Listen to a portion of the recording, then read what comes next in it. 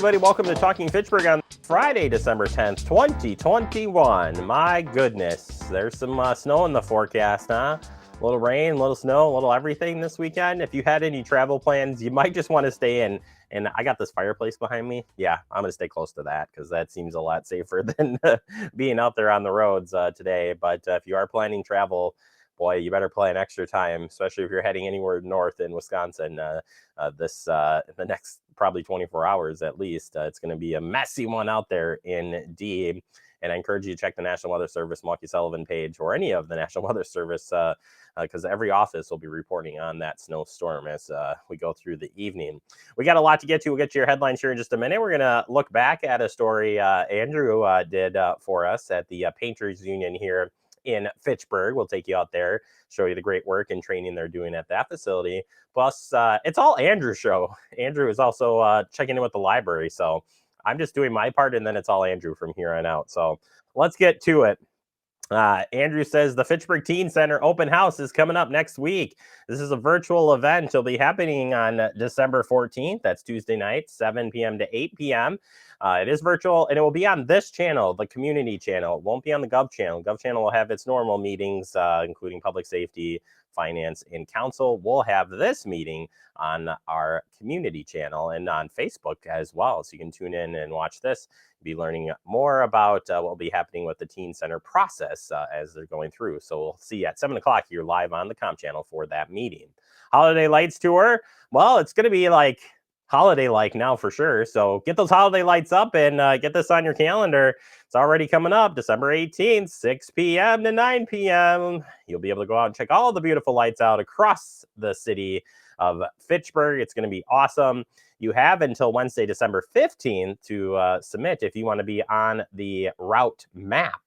And that's a good thing because people are going to be voting for the best house this year, and you'll win some fabulous prizes. Yeah, a gift basket with our local businesses. So we hope you'll definitely grab a hold of that and decorate. It's as easy as that. All right, this time of year can be difficult for many, and definitely want to share this out because the holidays, like I said, it's been tough. COVID and just the time of year, and there is help out there. You're not alone, and you can call to talk to somebody at Department of Health of Wisconsin. Sharing this out on their Facebook page saying, call 1-800-273-TALK, 1-800-273-TALK, and talk about anything, right? Again, it's holidays can be a tough time for people, and it's definitely better to talk to somebody if you're feeling down, bummed, or just talk. I like it. And we'll continue to share this out throughout the holiday season. All right, make your voice heard about the Wisconsin transportation future. You've heard of this project before.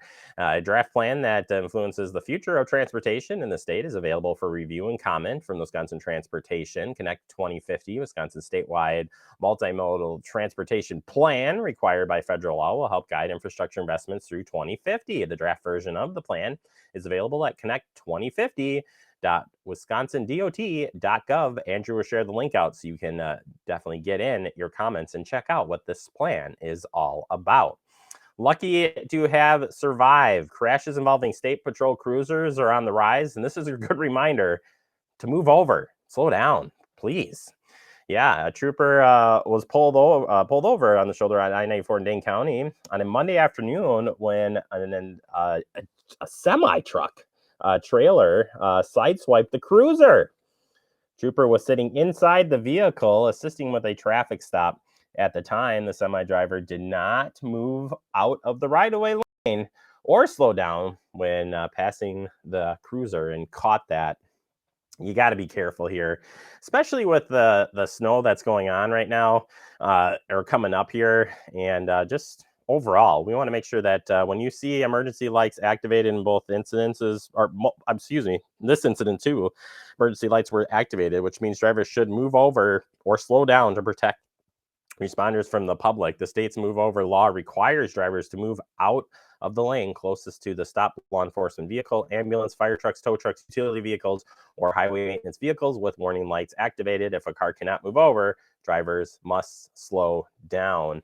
And this can result in a citation of $260 or more, and especially if somebody gets hurt or killed. There have been more than 632 convictions for the move over law violation in 2020. So please slow down when you see any of those folks. Give them a hand by moving out of the way. All right, that does it.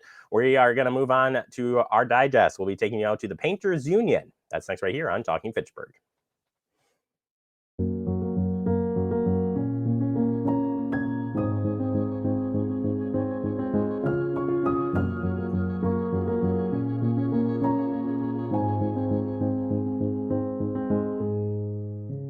It takes all of us to slow the spread of the coronavirus.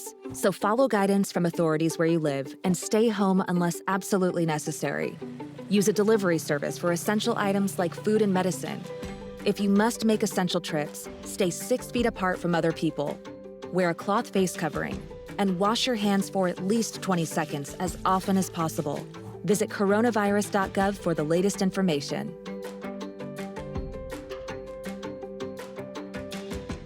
We're all just trying to keep things running for those who rely on us. Ready! That's why we don't have time to be sick with the flu.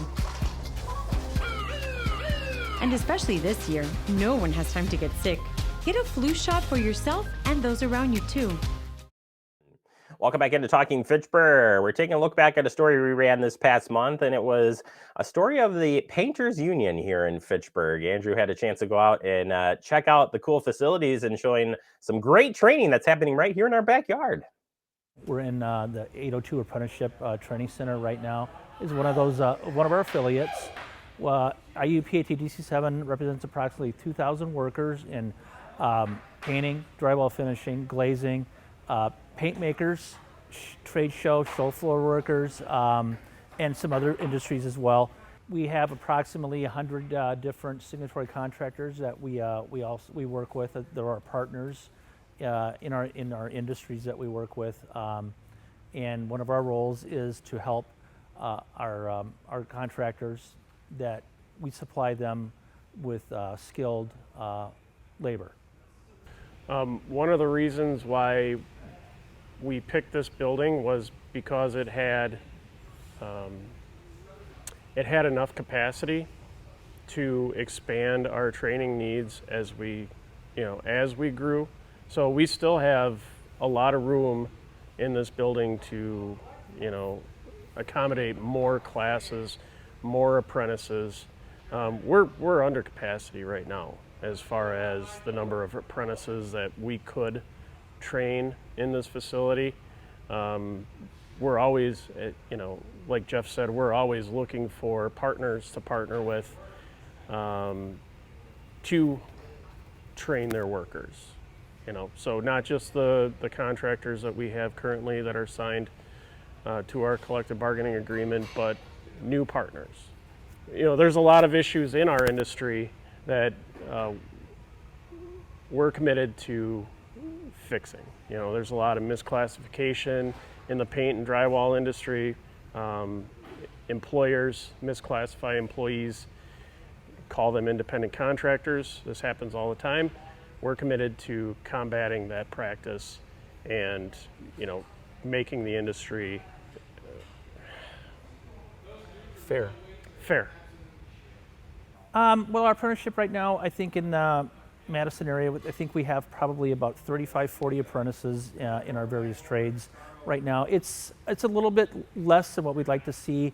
I think coming out of the pandemic and COVID, it's a little bit behind from what we'd like to be. But there's always opportunities for apprentices in our trades. So we're always looking. We want to grow our organization. Well, today I got second, third year apprentices. This is actually our training center in Fitchburg, Local 802. So what we are doing today is wood grading.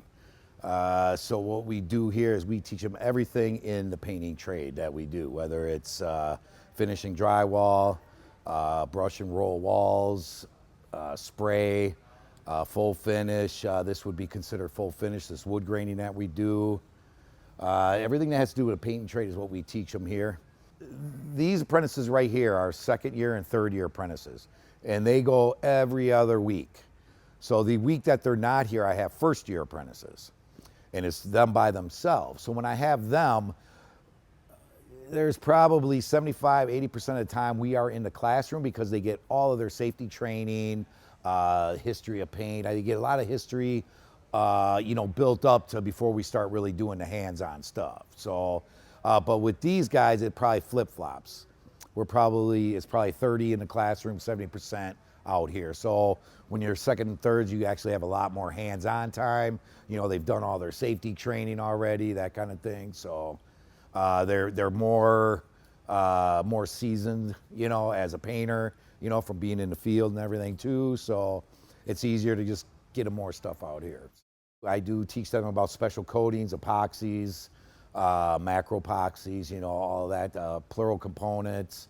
We do sandblasting, so we do all that also. So they're getting both ends, commercial and the industrial part of our trade. So, because there are some contractors that do sandblasting, they'll do tankers, or they'll work in a mill or something like that, especially up in the UP.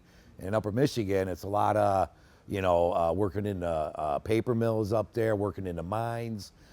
In Marinette Marine, right on the border of Michigan and Wisconsin, they paint the ships that are there.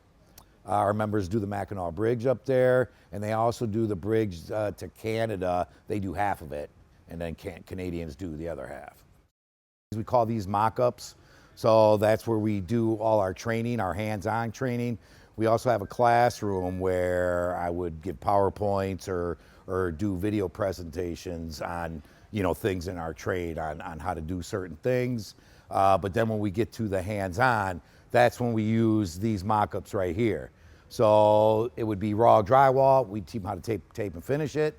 All right, finish the drywall, we prime it, we paint it. Part of it we'll use for wall coverings. That's another big thing that we do, is teach wall coverings, vinyl wall covering, paper, fabrics, all kinds of wall covering. So we teach them that. They're getting all the basics is what they are getting in school. They go once a week. They get all the basics of everything that we do. So then the other time they're working for their contractor out in the field, and that's when they get all the job, hands-on on the job training. So it's like a 10-90 split. They're getting 10% kind of from me, all the basics, and then the journeymen out in the field actually are showing them on the job on how to do stuff too. And that's where they're getting most of their experience out there. We are doing wood graining right now.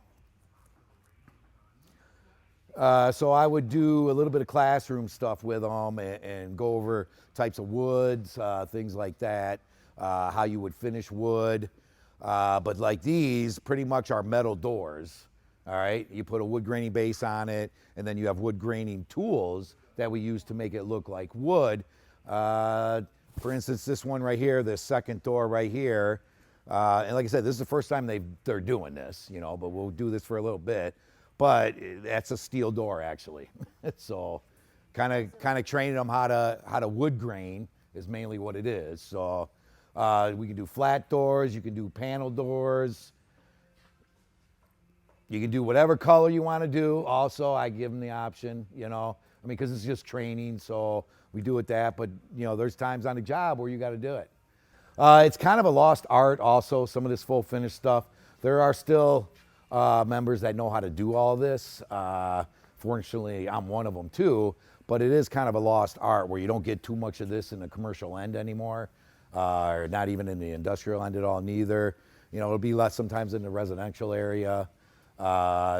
It's rare now that you'll get our contractors doing this, but it's always nice to know. And like I tell these apprentices, all my apprentices, is you want to learn everything in our trade. You just learn everything. And why I tell you learn everything? You're always going to stay busy. Yes, that makes you an asset. Yes, makes you an asset to your contractor when you can do everything. So here are actually some of the tools that we do for finishing drywall. You got stilts to make you taller. Let's see, this is a bazooka. You would run tape right here. This puts all that tape that you see right now, puts this on just by running this thing there. All right, it puts the mud and the tape on. This is our sandblasting setup. It's coiled up now because I won't get to it till next semester. But we plug it all in. It's all done by air. You put your media in here.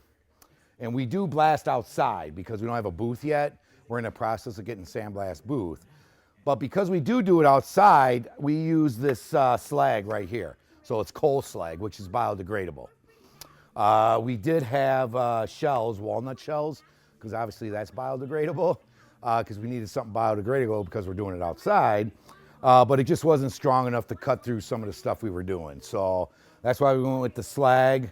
It cuts it a lot better. Like I said, we'll get into that next semester because that's the industrial end that we do. So this right here, if you can actually shoot up, you see a tripod up there. This is our confined space training. We train them on confined space also. So we actually hook them up to that, lower them down, do the whole confined space training there. Like I said, because we have some contractors that will go into a tank or something like that, and it's a confined space. So you have to be trained, we train our members in that too. So they get a lot of safety training. This is one of our aerial lifts right here that we do MUP training on. So MUP is actually mobile elevated work platform, is what a MUP is. So we train them on the scissor lift. We have a boom lift that's outside, so they would get trained on that also.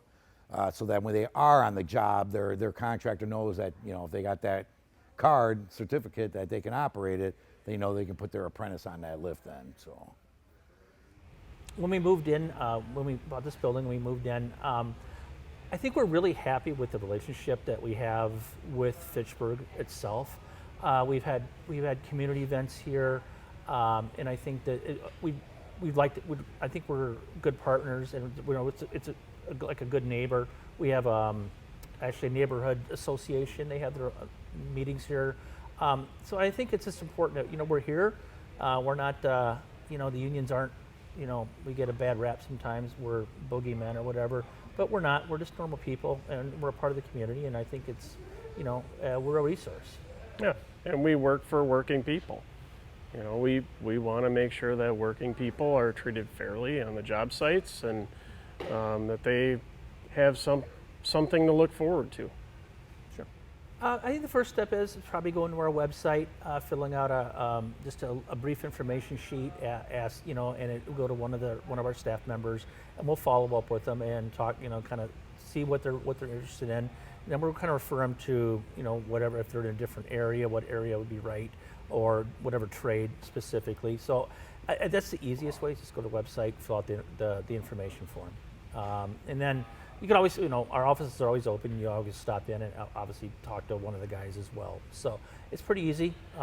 There's not a lot to go into wanting to join one of our trades. I mean, we want people to come in. So there's not a lot of roadblocks. We sit down, we have conversation, and we try to figure out what we can do to help them. There you have it. That story is up on our Facebook page if you'd like to check it out or share with a friend. You should do that. YouTube or Facebook. That's where it's at.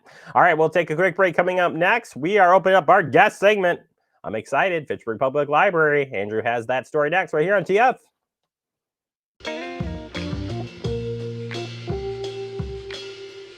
After you joined our family, it was like, I really do feel complete now.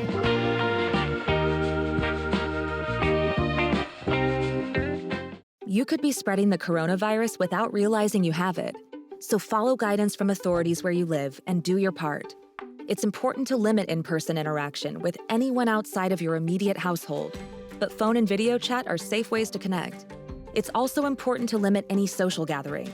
This advice applies to people of any age, including teens and younger adults. Visit coronavirus.gov for the latest information. Brandon met a girl on a dating app. He finally found the courage to ask her out. No answer. He started to panic. Was he being... Hey, sorry I didn't respond. I was driving. She must be a keeper. Welcome back into Talking Fitchburg. Today I have the pleasure of sitting down with the Fitchburg Public Library, and today I have Kristen and Phil with me today. How are you guys? Doing well. Yeah, doing well. Thanks for having us. Yes, thanks for coming in. And I normally don't get to talk to many guests, and I couldn't tell you the last time I've talked to the library, so it's been a while. It's always fun here, and we're getting into the holiday time, and so I'm sure there's lots of things going on and things that aren't going on anymore, and then some closures we'll talk about too. So Kristen, why don't we start with you, and what do you got for us today? Sure. First thing I wanted to talk about was the story walk, which I hope everyone has enjoyed. We've had a couple books up this year so far, but we are taking it down so the city can plow and not plow into our nice story walk. So that'll be down, and we will be back with another book in the spring. So we'll keep you posted on when that gets back up. But for now, don't go looking for it. Come to the library and get your books. Well, perfect. And it sounded like that was pretty successful through the summer as well. It seemed like a lot of people liked the story walk because, I mean, what's better than walking around McKee Farms Park and then reading a book at the same time? Yeah, it was a lot of fun. It's beautiful over there. You can roller skate. You can do all kinds of stuff. So awesome. Well, we look forward to the next book, whatever that comes up to be in the spring. Good. And what else do you have for us? So kind of to fill in for the winter, since we don't have our story walk, we are doing our winter reading program again, and that will start January 1st and run through February. So it's kind of a smaller version of our summer reading program. It's a lot of fun. There's the option, there's activities to do, there's you can read different books, you can go play outside. It all counts toward the winter reading program, and you have a chance to win some new books, and there are a chance to win gift cards too. So there's some Target gift cards for younger readers and a gift card for the teens to Noble Night and that kind of thing. So it's a lot of fun. Noble Night Games, I love that. I know. Right? And that'll be available on Beanstack, so online again. And so if you already have an account through there, it's real easy. You can just click and sign up, and we'll have more information coming on all of that as well. Well, good. That was what I was going to ask, if it was on Beanstack or how that was going to work. So at least everyone knows it's staying there. And I always love the reading times. I've done it even with my kids from home, and it's nice to be able to just read and gain some minutes and potentially win. I mean, I want some Noble Night gift cards too. I mean, come on. You might be slightly out of that age range. I know. I'll try. I'll just sign it up for my kids, and I'll get it that way. Well, good. I'm glad the reading program is going well, and that'll be starting soon. Like you said, it's a small version, but at least there's still a nice reading program, and then the big one in the summer. Exactly. Absolutely. All right. And Phil, we're going to move to you now, and you have some book clubs to talk about. Yeah, the adult services department here next week, they've got a couple of book clubs as we're kind of gearing up for the holidays here. We have next Wednesday, I brought visual aids. We actually have the Wednesday morning book club. They're doing the library book, a book about the Los Angeles Public Library fire in the 80s and all the investigations around that and stuff like that. So that's next Wednesday, the 15th at 10 a.m. For both the book clubs I'm talking about today, they have options to come in person or else to do it over Zoom, kind of whatever you're most comfortable with. The following day, on the 16th, they're actually in the evening. Rebecca is running the evening book club for, I don't know if you can read this, The Premonition by Michael Lewis. Looking through the book here, I haven't had a chance to read it yet, but looking at the book, I thought it was fiction at first, but it's actually a nonfiction thriller is what it's called. It's about the pandemic and kind of how things broke out. It looks like a very interesting book and should be a good discussion on the 16th at 7 p.m. is when that's running. That one also has the option for in-person or on Zoom if you prefer, whichever works better for you. Awesome. Yeah. And do you have good turnouts with these book clubs usually for in-person and on Zoom? Or we do. I think they're having more. People are getting used to it a little bit more of kind of coming back in person. So I think understandably there are people who are going to stick with Zoom as they go through it kind of permanently. And then some people are starting to get used to coming back in and everything like that. But it's good. It's been moving up kind of progressively as we move through the year. So. Well, good. That's good to hear. And like you said, I think Zoom is going to be here for quite a while. But I think it's a good tool just to include more people into these types of social groups. I think that's an awesome awesome thing you guys Absolutely. are doing to have both in person and Zoom for your book clubs. That's pretty neat. Yeah, that's a cool thing. I like that. So, Yeah. And then also, of course, it is the holiday season, so everyone has some adjusted hours. So we're gonna let the public know what your holiday hours look like. yeah, absolutely. We're open our normal hours, but we will be closed for the Christmas holiday. We'll be closed the 23rd through the 26th because it falls on a weekend. We're closed the Friday, kind of leading up to it that way. So 23rd through the 26th, we're going to be closed, but we're open on the 27th, that Monday at 9 a.m. again. And then for the New Year's holiday, we'll be closed the 31st through the 2nd. So we'll be open again on the 3rd of January, which is the following Monday, then again at 9 a.m. And then our hours will be pretty much back to normal. Yep. And your hours are the same though through the holiday time. Like your hours are the same. It's just those few days you're closed. Exactly. Yeah. In some of the years past, we've had different days, and like we closed early some days and stuff like that. It's a little bit easier this year. We'll just close those dates, but it's but there's no like adjustment. Shut her down. Shut her down Yeah, for the day and call it a day. Yeah. And it just happens to be 2 weekends in a row, Yeah. So that works out. That's okay. That's all right. Everyone can go do something else, enjoy the holidays for the weekend and then come back and read on Monday. Yeah, exactly. Exactly. Well, if there's there's always things to look up. Where can people go and find where to find these events? We have a couple options. There is an online calendar right on our library website. There's also a printable one too. That's kind of a visually friendly one that you can just print off and put on your counter or whatever. So those are great options. They have all our events on them as well. So perfect. And you still have events going on your Facebook pages as well, or your Facebook page? Right. Yep. Some of the take-home crafts for the kids. The last 2 weeks of December, we won't be offering take-home crafts. There are still some Facebook events on there, but just make sure you check the calendar so don't come in if looking for it if it's not there. Right. That's good to know. It's not going to be there during the holiday time, which is good. And then we'll start back up in the new year, I'm assuming, with those. Exactly. Yep. Perfect. Awesome. Well, thank you two for your time today. Appreciate it. Nice talking to you. And we'll see you in the new year. Sounds good. Thank you.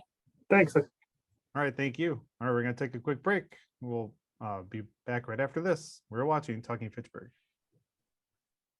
See on page 4 that the projections need to be flood next Thursday. Seriously? Thursday? Can't do that. This is really inconvenient. I have yoga that day. I have no time for this. So I can't do Thursday, but I can do Friday. Disasters don't plan ahead. You can. Talk to your loved ones about how you're going to be ready in an emergency. Don't wait. Communicate.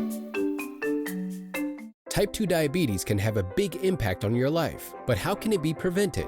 Well, the first step is knowing if you have prediabetes, a serious medical condition that puts you at high risk for type 2 diabetes. 1 in 3 American adults has prediabetes, but more than 80% don't know they have it. The good news is, prediabetes can be reversed, and for many people, healthy changes in their daily routine can make a big difference. Take the 1-minute risk test today at doihaveprediabetes.org. Severe weather can strike anytime, anywhere, but there's a simple way to stay safe. Hey, Jim Cantori here. I stay safe in dangerous weather by planning ahead. You can stay safe too with a few easy steps. Build an inexpensive kit with supplies for your family's needs. Write down important information like phone numbers and medications. Always talk with your family and remember any pets in your planning. Be ready, be safe. Start your plan today at ready.gov/plan. Welcome back into Talking Fitchburg, wrapping up the show. I want to thank our friends from the library helping us out and the Painters Union story as well. Great to get in there and show off that facility and the great training they offer right here at Fitchburg. Some cool things here in Fitchburg. And we hope you have a fun weekend. Maybe you can build a snowman after this big storm.